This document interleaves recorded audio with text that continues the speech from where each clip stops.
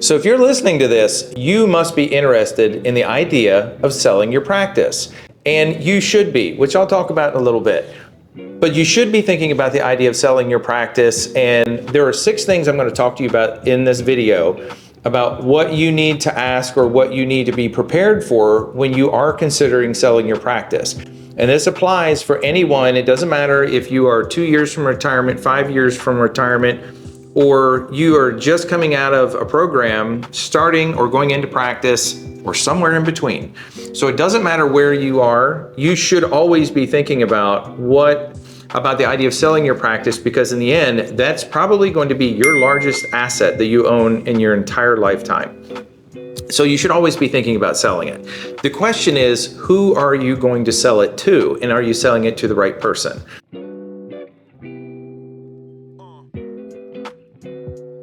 So my name is Kevin Johnson. I'm the CEO of Leverage Consulting, as well as a creator of Leverage U, an online course university.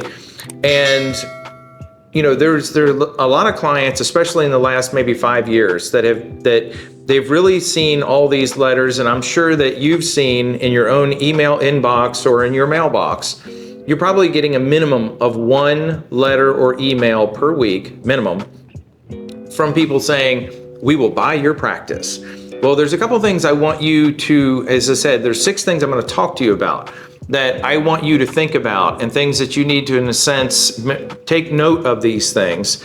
And then when you're better prepared, then you can make better decisions when the time comes to decide, number 1, are you going to sell? And number 2, who am I going to sell to? So the 6 things that I'm going to talk about, they will not only impact the timing of your sale, but also potentially the number or the bottom line for that sale.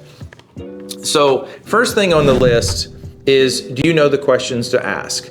So in the last 5 years, I've had a tremendous amount of clients who've been inundated with these letters and emails from people saying, "We will buy your practice." And they oftentimes don't know what questions to ask when the time comes. And oftentimes the only thing they know is, they put this really big number in front of me. And that in itself is a problem. But just because someone offers to give you a large sum of money doesn't mean it's the right thing. And so you need to know, and there's a document that I give every one of my clients. If you're interested in it, drop a comment in this and I will send you the document. But it's a document that I give every client for them to have a list of questions to ask the equity buyer, the DSO buyer, the private practice. There are smaller entities or solo buyers. But you need to have a list of questions that you need to ask, because there's way more at stake than just this one number. And even that one number is something you really need to scratch beyond the surface of that one number they're offering you. So you need to have the list of questions. And right now, I believe the last time I just sent it to a client yesterday, I believe that list was about 1.5 pages of 1-line questions you need to ask. And it's because, for example, with a lot of the clients that I've worked with, 4 of them just in recent history have walked away from deals purely for one factor. Because these clients they're interested in selling and they're getting close to retirement, but when the buyer says you can't leave for 5 years, for that client, that's a hard and fast line item in this deal that for them, that doesn't work for me. And for the buyer, they're saying it doesn't work for me either, because if you only want to stay for 2 years, it doesn't work for me. Now, there have been some that have made some accommodations and deals, but in the end, most of the buyers, they want 5 years. And if usually in that case, there's some kind of equity partner in the deal and they have some bottom line standards that they want with this. And I get it. It's just a buyer and a seller coming together. It's just like someone buying a car. So sometimes the upgrade, so for example, with my truck, the newest and greatest version of my truck, the next level up is $10,000 above what I spent on my truck. I looked at it. I don't see, it's not worth it to me. So when you look at some of these deals, you're going to look at elements and factors of this deal that it's just not worth it to you, and maybe for the buyer it's not worth it to them. But that's the whole negotiation process. But negotiations, the foundation of negotiations are questions. You need to be prepared with great questions to ensure that you know who you're interviewing. It's just like interviewing a team member that's looking at joining your practice or joining your business. You need to ask great questions of them to know who you're bringing on board. By the same token, you have to know when you're selling your practice, you're giving up everything. You're giving up all your freedom for a big number. And it's great, isn't it? This is not to talk you out of it. This is, again, to ensure that you are making an informed decision on this deal that you may or may not make with a buyer. So again, the first thing on the list is you need to have great questions, which again, if you don't have any and you want those questions, drop a comment below and I will get those questions to you. The second thing on the list is, do you know who you're talking to? And that will be a close second to asking great questions, because if you're talking to someone, you want to not only take their references, but you also want to maybe poke around a little bit and start looking for other people who are under their umbrella. And number one, were they happy with the process of the purchase? And number two, now that they've been in and under that umbrella, or they're not an owner anymore, do they like the deal they got? Are they happy with where they are? And there are a number of clients that I've worked with over the years that have sold their practice and they are thrilled to death they made that change. And everybody's got their different reasons. It's not just about the money. It's not just about, I just want to be a practitioner. I just want to come to work and be a practitioner. I don't want to deal with all the drama. I don't want to deal with all the stuff. And even as I'm saying that, there's elements of that after you sell, you may still be involved in some of that. It depends on who you decide to partner up with or who you decide to sell to. So when you're thinking about this, do your research, figure out who it is that you're buying or who might be buying your practice. And then you might need to go a little bit further beyond that. Again, getting the references from people that they're not giving you, but also look at who might own them or what their long-term plans are. Because some of these equity groups or DSOs, they have this idea that they're going to build up this massive cash flow pool of assets, and they're going to sell out to a bigger entity at some point. And I'm not going to use names, but there are some really big entities out there that are gobbling stuff up purely for the sake of cash flow. And the question is, if you strike a deal with someone who is going to long-term sell out to one of those groups, will your deal stay in place for your 5 years, or is there any way, shape, or form that your deal could change when the parent company changes? It's something you need to ask, and it's not something I can advise you on there. That's why you call your attorney. You should have a small group of people who will advise you on making the best decision when you do decide to sell. And again, this might be planning for the future, even though you might be 20, 10, 5, or 2 years from retirement and selling out. So that was number 2, do your research, know who you're talking to. Number 3 is, what's your motivation? And I will tell you the number one motivation I see with practitioners who are saying, I want to sell, is not because the timing is right. It's not because they see a really good number and they've done the research and they know who they're talking to and they just feel good about the whole deal. It's actually the fact that they're running away from something. They're running away from the stress, the drama, the fires, and everything else that's been going on in their practice. And they're just tired of it. And on one hand, I get that. But it's also maybe not the right reason. It's not. Usually, if you're trying to run away from something, it's not a good time to make big, long-term decisions. And it may be that you need to find someone else. Could be me, could be a mentor, could be someone else who's been through it, could be your brother, your sister, your friend, someone. You need to talk through this with somebody who knows better and can talk to you realistically about whether this is the right time for you or not. Because it may not be that your motivation is good. Maybe this will be the best move for you, but if you're doing it when you're running away from something, it's likely not the best time. So if it's purely a pain point type thing, I would err on the side of pumping the brakes. And I'm going to talk a little bit more about the why in another bullet point. But Do it for the right reasons, not because you're looking to run away from something. So the fourth thing on my list is, after the sale, will this improve your lifestyle? And this is a question I'd say almost no one asks or doesn't really dig into. And when you're wondering, is this going to improve my lifestyle? Number one, I think we're all going to err towards or think about the cash flow. Is my cash flow going to be any better or any worse after the sale? One of my clients did the math. He was at least 15 years from retirement, and he kept getting hit by this one firm saying, we want to buy you. And when he did the math, he figured out he's going to make a lot less money.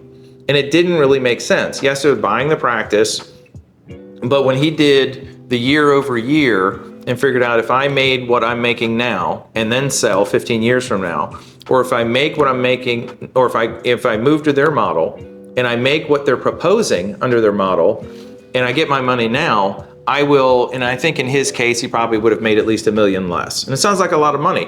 It is. But he would have made $1 million less in that 15-year time frame. And that does a lot for your retirement account, does a lot for your lifestyle, does a lot for many different things. If you got kids going to college, weddings to pay for, you want to go on great vacations, those are all lifestyle things that when you really get to the hard numbers and look at what it is that it's going to provide you, and for some people it might be a great trade-off. But that's a numerical thing, an analysis that you need to do from the compensation side of things to see, is this going to feed into your lifestyle and be any better or any worse than where you are right now? The other lifestyle element of this is, what are they taking off your plate? So even if they do take everything administratively off your plate, you can walk in 10 minutes before your first patient, have your meeting, get moving through your day, and just be totally hands off, just glove up, see patients, be done. At the end of the day, rip your gloves off and say, I'm done, I'm out of here. For some, that'll be a major lifestyle improvement. But the question is, again, who are you partnering up with? Who are you selling to? Because for some of them, they expect a lot more from their practitioners that join them. That may be fine with you, may not be fine with you. Some expect reporting, some expect accountability, some expect more responsibility. And those are the kinds of things you need to ask a lot of really good questions about to find out, and maybe even ask other practitioners who have sold to that firm and figure out how much responsibility was on them and how did it really, and just use that lifestyle question, because it encompasses a lot of different things. It's not just about the money, it's about the lifestyle of being a practitioner or a business owner who is sold to another entity and now they're under that umbrella. So the fifth thing is, and 5 and 6 are going to go somewhat together, but the fifth thing is, do you know how to interpret their offer? And I'm going to use one case in point I went through with a client, and I'd say it was probably last fall. I went through this with the client. They got an offer from a large equity firm that's buying up practices. And when we went through it, I was like, when I first saw the number, I said, now I know why all these practitioners are selling.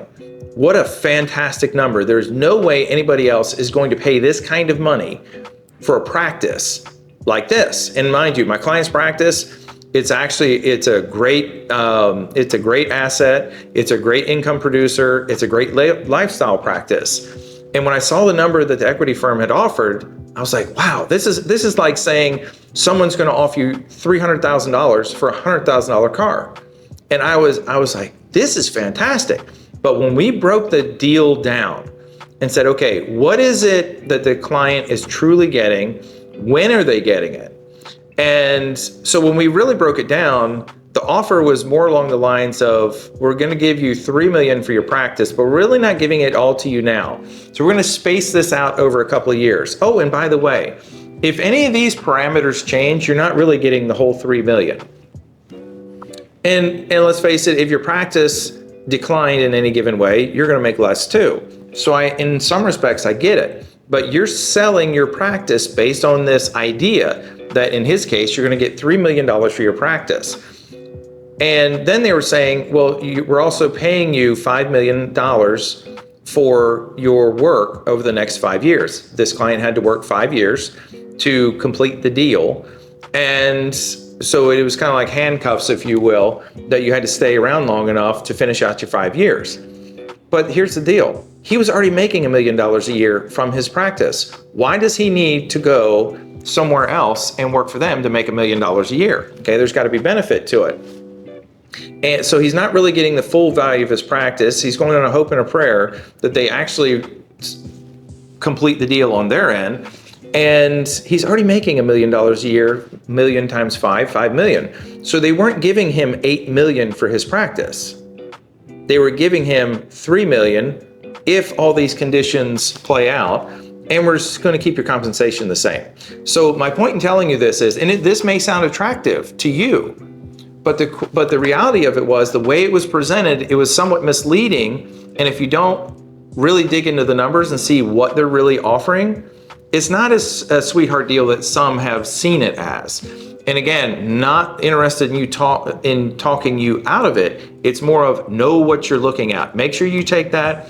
And if you aren't confident going through the offer and saying this is a good deal for me or it's not, then give it to your accountant or give it to somebody else who does transitions. Give it to someone who can advise you on what this deal really means for you.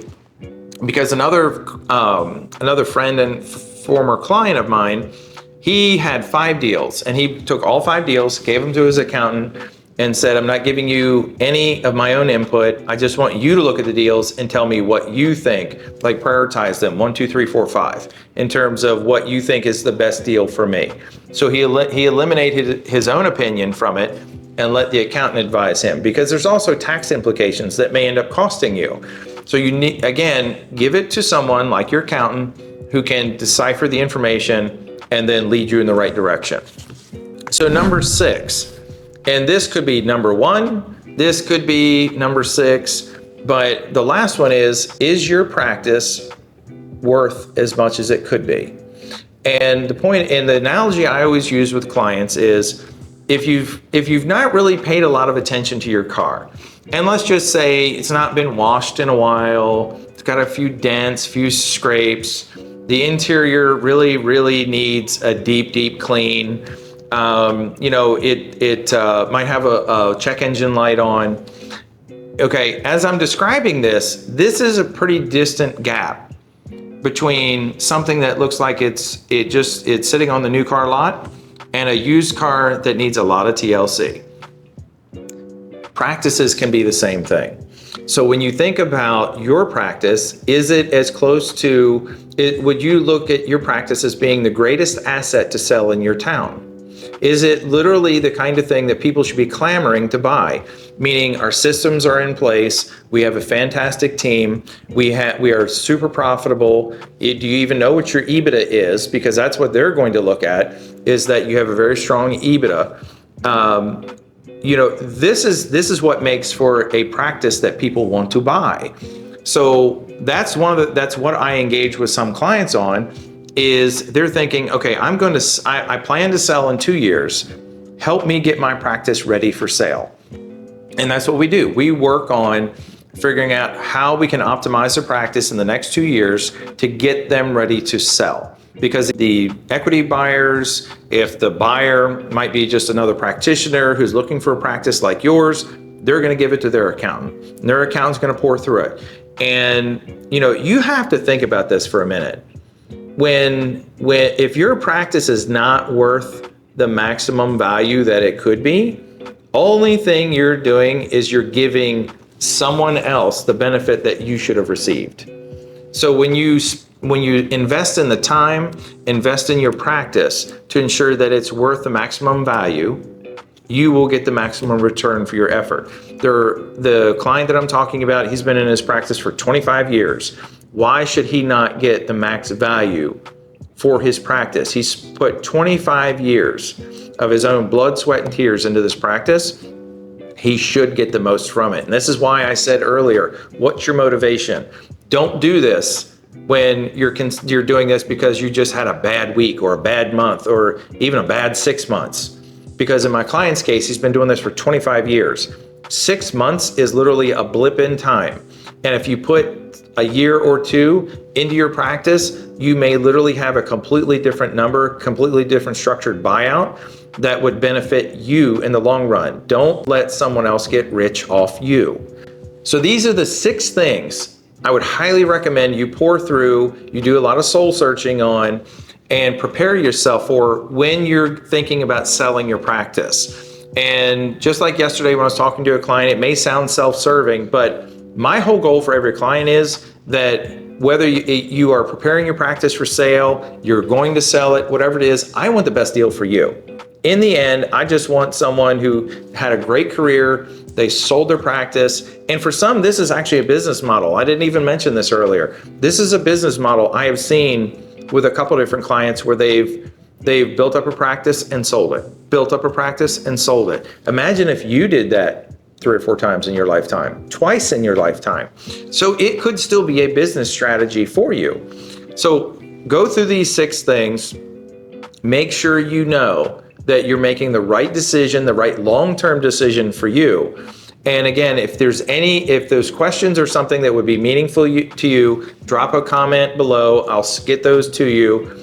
And again, my name is Kevin Johnson. I'm the CEO of Leverage Consulting. If this is the kind of content that you like, this is the kind of content that you believe will benefit you in the long run, hit the like, hit the subscribe, because I put out content just like this every week.